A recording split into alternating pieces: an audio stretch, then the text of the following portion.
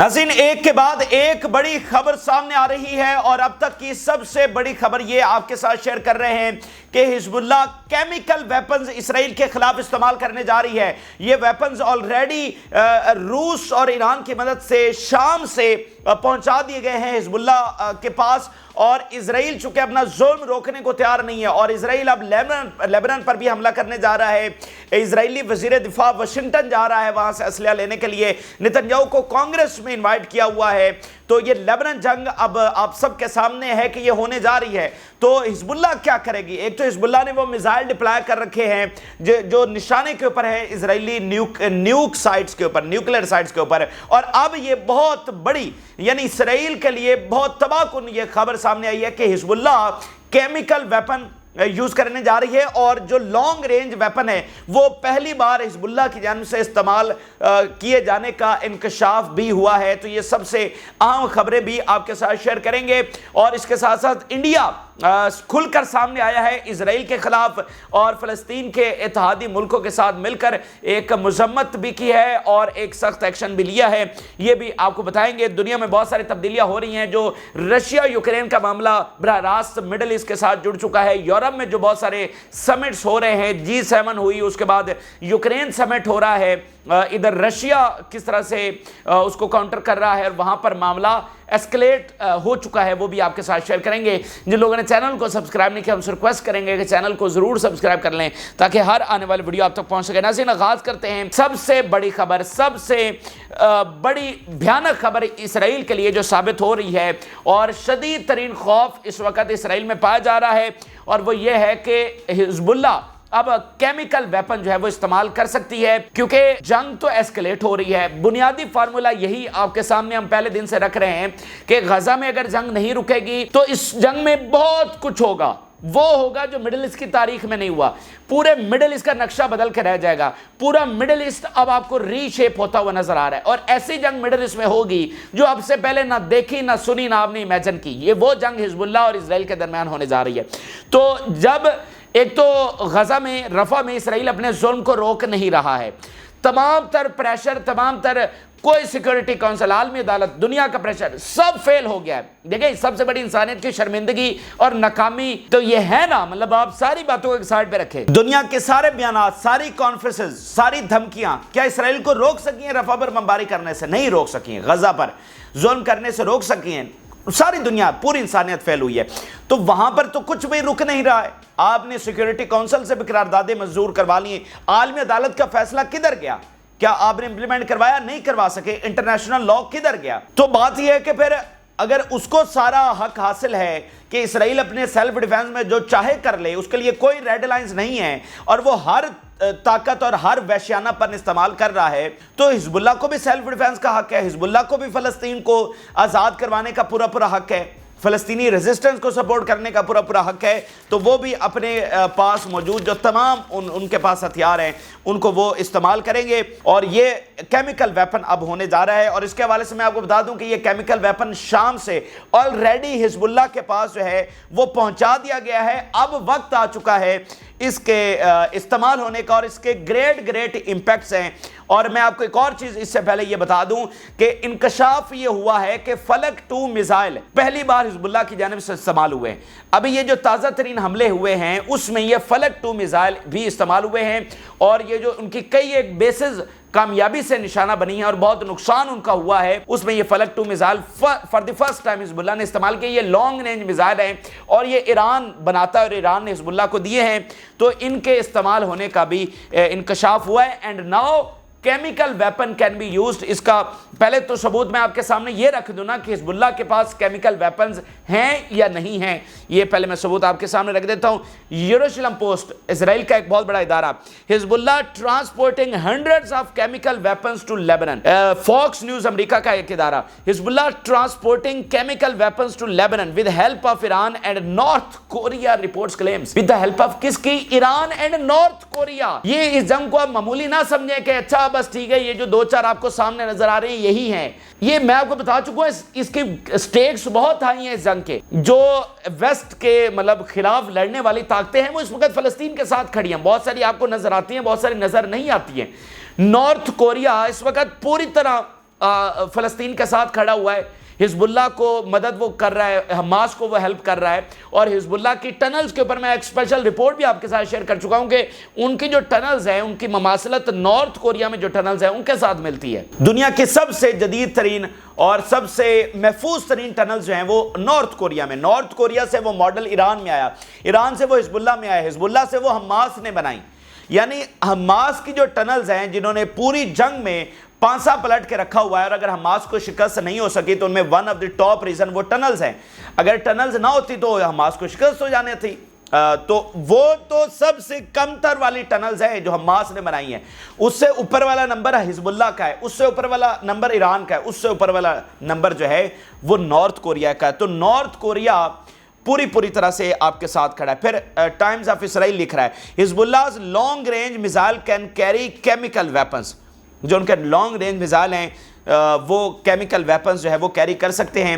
تو یہ آپ کے سامنے میں نے ثبوت رکھ دیا ہے، ادھر ادھر کی بات نہیں کی، پریڈکشن نہیں کی، انالیسز نہیں کیا، ثبوت آپ کے سامنے رکھا ہے۔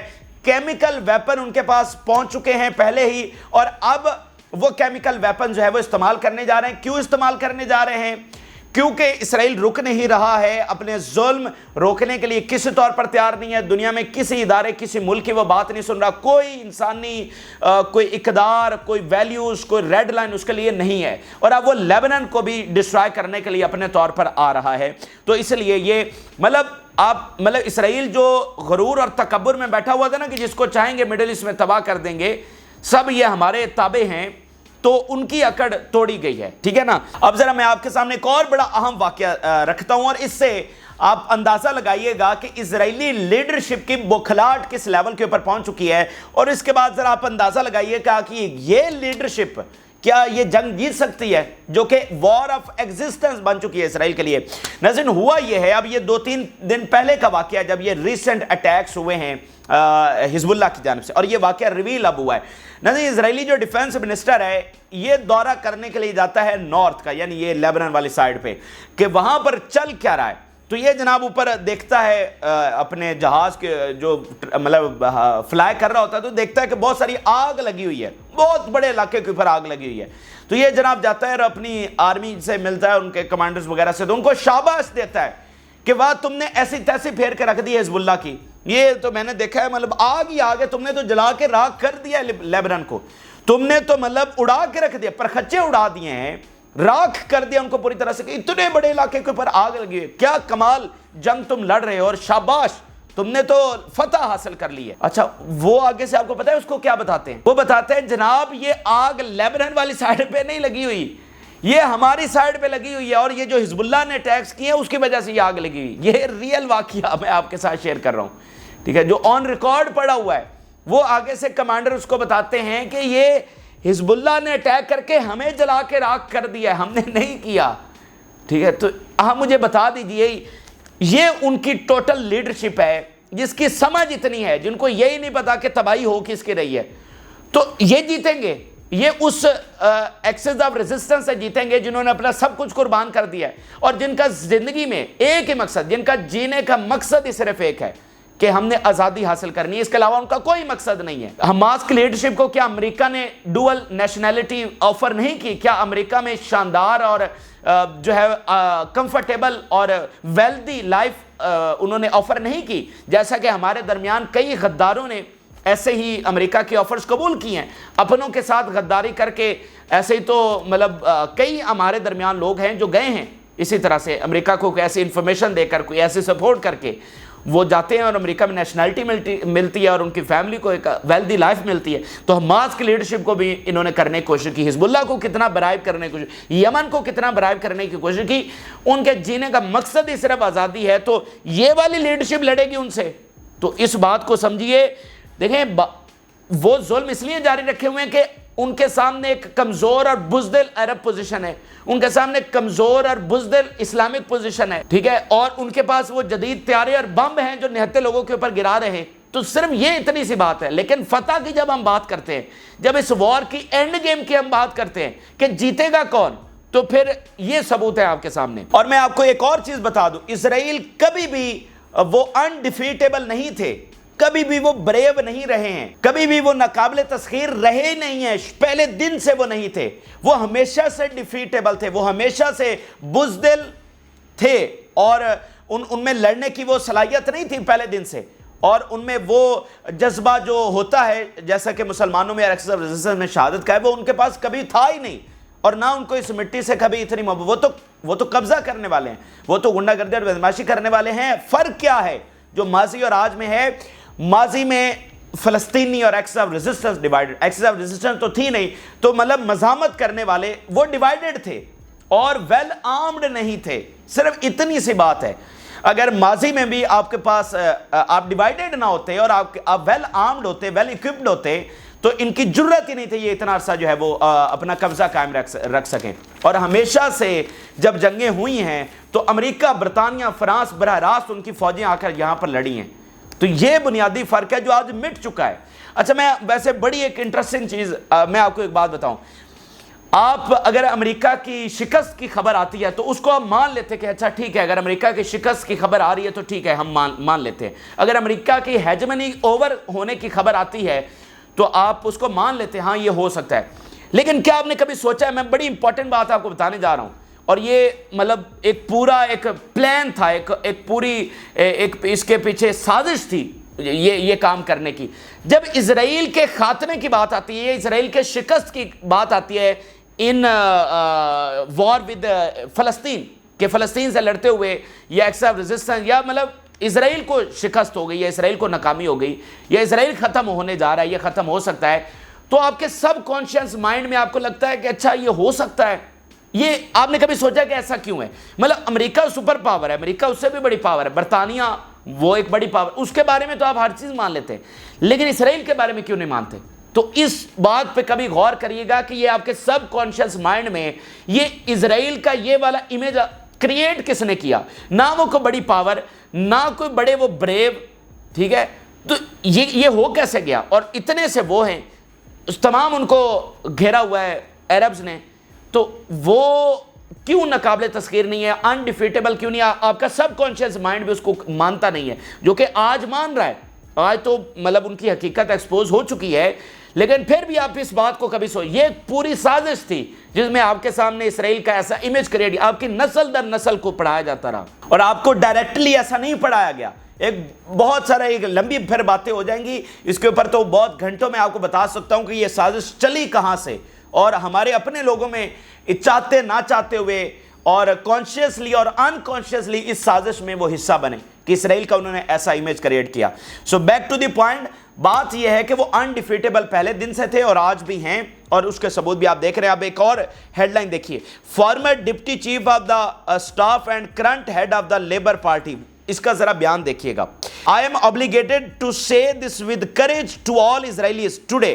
Israel cannot open a war in the north. میں پورے کریج کے ساتھ یہ کہہ رہا ہوں, اور بڑے مطلب ان کو خبردار کرتے ہوئے کہہ رہا ہوں کہ ہم اس قابل نہیں ہیں کہ حزب اللہ سے جنگ چھیڑ دیں, ہم اس قابل نہیں ہیں, یہ ہمارے لیے تباہی لے کر آئے گی. یہ ان کا اتنا بڑا آفیشل کہہ رہا ہے, تو یہ کوئی کم ظالم ہے, یہ کوئی کم انتہا پسند ہے, انہوں نے پتہ نہیں کیا کیا کچھ کیا ہوگا, اور یہ کیا گریٹر اسرائیل کے حامی نہیں ہیں, یہ بھی سارے ہیں, لیکن ان کو اپنی تباہی مکمل ملیا میٹ ہونا نظر آ رہا ہے کہ یہ اگر بھائی 10 لاکھ راکٹس انہوں نے رکھے ہوئے ہیں, 10 لاکھ راکٹس, نام لینا آسان ہوتا ہے, کسی نیشنل آرمی کے پاس اتنے نہیں ہوتے, اور آج پتہ چلا ہے کیمیکل ویپنز جو ان کے پاس پہنچے ہوئے وہ بھی معاملہ نکل پڑا ہے, ٹھیک ہے, تو یہ ان کو تباہی نظر آ رہی ہے اس لیے. اچھا, اب میں آپ کے سامنے ناظرین جو ان کا انتہا پسند طبقہ ہے نیتن یاہو اور اس کے جو منسٹرز 4-5 ہیں, ان کے ذرا بیان دیکھیے.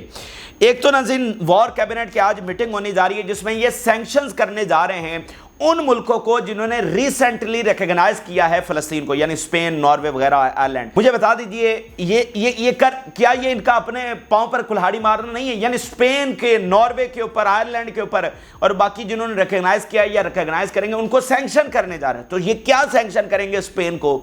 اگر اسپین وہ جبرالٹر کو بند کر دے تو ان تک مطلب ایک پانی کی بوتل نہ پہنچے. ایک طرف سے تو یمن نے کنٹرول کیا ہوا ہے, ایک ہی راستہ وہ اسپین سے کھلا ہوا ہے, اگر وہ بند کرتے تو تم کیسے گزرو گے؟ ٹھیک ہے, یہ ان کو سینکشن کرنے جا رہے ہیں. تو یہ بیسیکلی اپنا ذہنی توازن کھو چکے ہیں اور پاگل ہو چکے ہیں. تو یہ جیتے گی یہ والی لیڈرشپ جن کی ٹوٹل سمجھ اور بوجھ ہی اتنی ہے. یہ تکبرانہ رویہ ہے, اور آپ کو پتا ہے کہ تکبر کا ایک دن حشر کیا ہوتا ہے. پھر سموترے کی بات سنیے. the terrible pain that our entire people is suffering after the fall of our heroic sons and fell so that our sons could live in the safety. The high price of the war obliges us to complete it until the enemy is completely eliminated. یہ جو ہمارے یہ بہت نقصان ہوا ہے تو ہمیں چاہیے کہ پھر ہم اپنے دشمن کو مکمل طور پر ایلیمینیٹ کریں. تو کریں نا ایلیمینیٹ. آپ پچھلے 8 مہینوں سے یہی کچھ تو کر رہے ہیں, تو کریں ایلیمینیٹ. حماس کو بھی کریں, حزب اللہ کو بھی کریں, یمن کو بھی کریں. آپ کو روکا کس نے ہے؟ آپ تو 6 ہفتوں میں ایلیمینیٹ کرنا چاہتے تھے, پھر ہوا کیا؟ کیوں ایلیمینیٹ نہیں کر پا رہے؟ تم ہی تو کہتے تھے بیروت کو غزہ بنائیں گے. بناؤ بیروت کو غزہ, تمہیں بھی پتہ لگ جائے گا. تو پھر بناؤ بیروت کو غزہ, تمہیں روکا کس نے ہے؟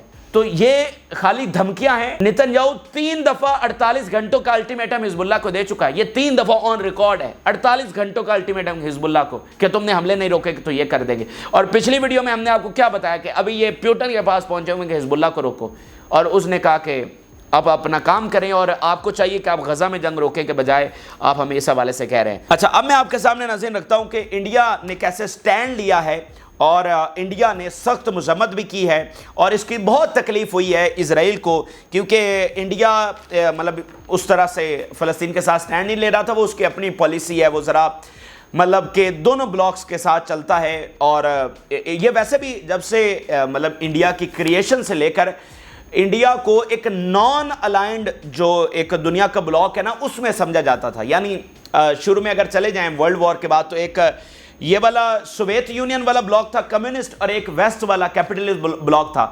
دنیا کے 2 ایسے ملک تھے جن کو نان الائنڈ بلاکس میں کنسیڈر کیا جاتا تھا, ایک انڈیا اور ایک ایجپٹ.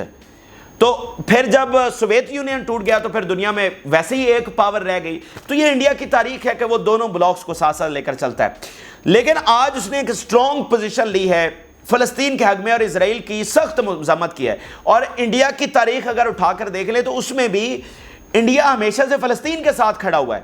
آپ اندرا گاندھی کے زمانے میں دیکھیں, اندرا گاندھی کے اور یاسر عرفات کے آپ دیکھ لیں, مطلب ایک اچھے ان کے ریلیشنز آپس میں ڈپلومیٹکلی معاملات تھے. انڈیا نے ہمیشہ فلسطین کے آزادی حق خود ارادیت کی سپورٹ کی ہے, ان کی آزادی کی, ان کی ریاست کی سپورٹ کی ہے. ٹھیک ہے, تو یہ ایک انڈیا کی تاریخ بھی ہے.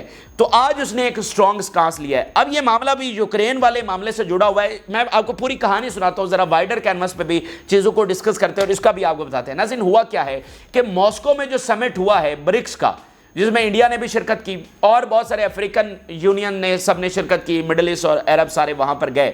وہاں پر جوائنٹ سٹیٹمنٹ جاری ہوئی, اور اس جوائنٹ سٹیٹمنٹ میں صحیح طرح سے رگیدا گیا اسرائیل کو, سارا الزام, اور اس پر شدید ترین مطلب انہوں نے کرٹیسزم کیا, اور جو کچھ ہوا ہے اس کا ذمہ دار اسرائیل کو ٹھہرایا جو کہ وہ بنتا ہے, اور اس کے مظالم کے اوپر ساری چیزیں کی. اور اس جو جوائنٹ سٹیٹمنٹ ہے اس کے اوپر انڈیا نے سائن کیے. جب بھی کسی سمٹ کا جوائنٹ سٹیٹمنٹ آتا ہے تو ضروری نہیں کہ سارے اس کے اوپر سائن بھی کریں. تو انڈیا نے باقاعدہ اس کے اوپر سائن کیے اور اس بات کو مطلب انڈورس کیا کہ اسرائیل کے ان سارے مظالم کو, ان کی اٹراسٹیز کو اور فلسطینی ریاست کے قیام کو. تو ادھر اسرائیل کو بہت زیادہ تکلیف ہوئی, امریکہ کو بہت زیادہ تکلیف ہوئی, برطانیہ کو بہت زیادہ تکلیف ہوئی کہ اچھا انڈیا نے مطلب اگر گیا بھی ہے, برکس کا وہ ممبر بھی ہے, فاؤنڈنگ ممبر بھی ہے, تو چلو سائن نہ کرتا, لیکن وہاں پر سائن کیا. پھر کیا ہوا, پھر انڈیا کے پرائم منسٹر جو ہے وہ G7 میں پہنچ گئے, اور وہاں پر زیلنسکی سے ان کی ملاقات, اور زیلنسکی نے کہا کہ آپ نے آنا ہے, یہ جو یوکرین کا سمٹ ہونے جا رہا ہے سوئٹزرلینڈ کے اندر, G7 کے فوری بعد یوکرین کا سمٹ. تو انڈیا کے پرائم منسٹر نے کہا کہ اچھا ہم دیکھیں گے, اور انڈیا کے جو پرائم منسٹر ہیں وہ اس سمٹ میں نہیں گئے اور اپنا ایک ڈیلیگیشن وہاں پر بھیج دیا. ٹھیک ہے, اور اس ڈیلیگیشن میں اب وہ ختم ہو چکا ہے, سوئٹزرلینڈ میں یہ جو سمٹ ہوا ہے یوکرین کا وہ اب ختم ہو چکا ہے. تو اس کی جوائنٹ سٹیٹمنٹ سامنے آئی, اس کی جوائنٹ سٹیٹمنٹ کے اوپر انڈیا نے سائن نہیں کیے. ذرا دیکھ رہے ہیں تبدیلی کیسے آ رہی ہے, ان کے ہاتھوں سے دنیا کیسے نکل رہی ہے.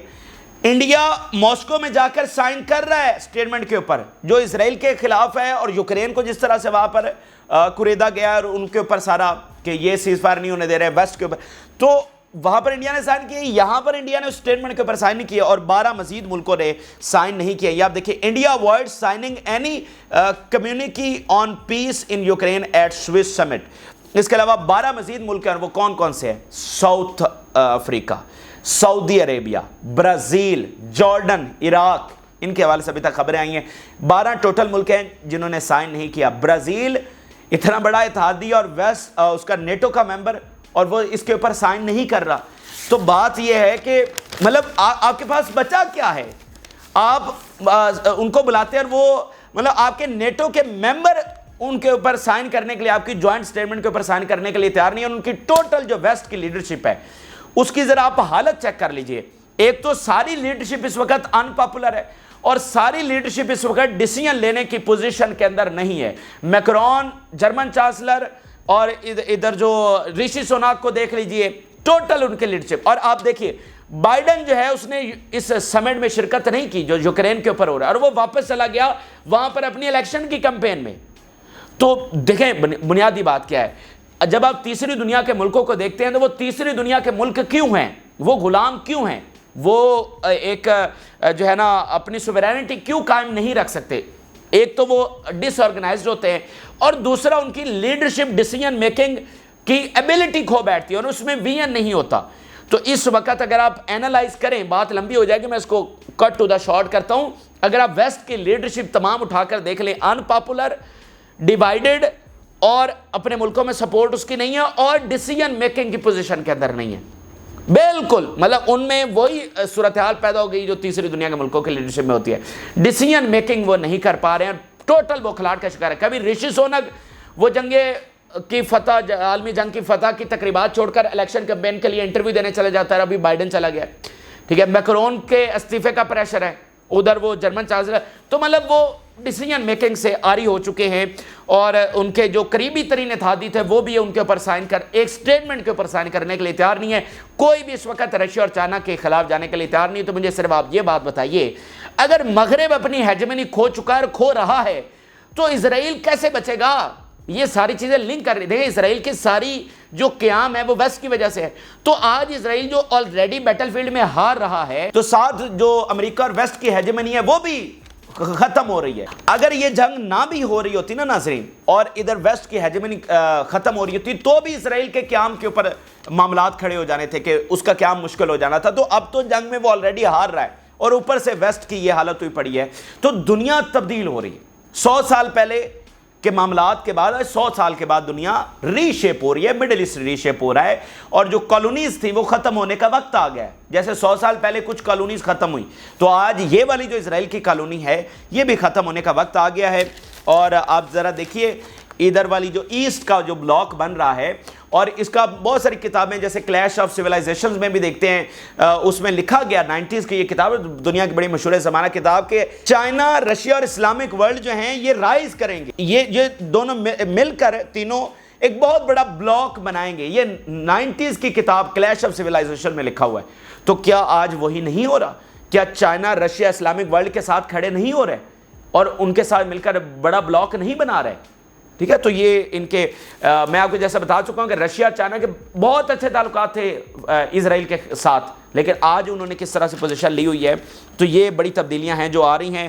اور رشیا نے اسٹیٹمنٹ جاری کی ہے، the West tireless inflaming of tensions can only be followed by response from Moscow. تو یہ جو ویسٹ جو کچھ حرکتیں کر رہا ہے وہ کہہ رہے ہیں کہ اس کا سخت ترین رسپانس ماسکو سے آئے گا، کہ ہم رسپونڈ کریں گے، پھر جو ہے نا آپ نے جنگ بندی مسترد کر دی ہے تو ہم رسپونڈ کریں گے۔